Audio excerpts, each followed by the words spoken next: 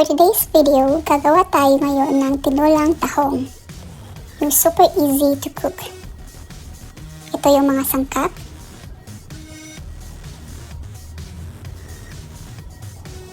Magisa lang tayo ng onion, garlic, at saka ginger.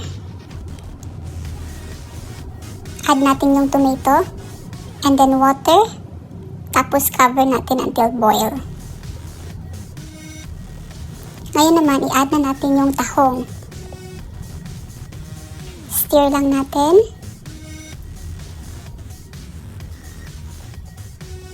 Tapos add tayo ng salt, adjust to taste.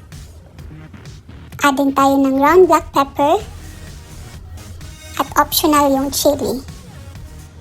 Ngayon yung green spring onions. Stir natin and cover for 10 more minutes. And eto na, ang tinolang tahong.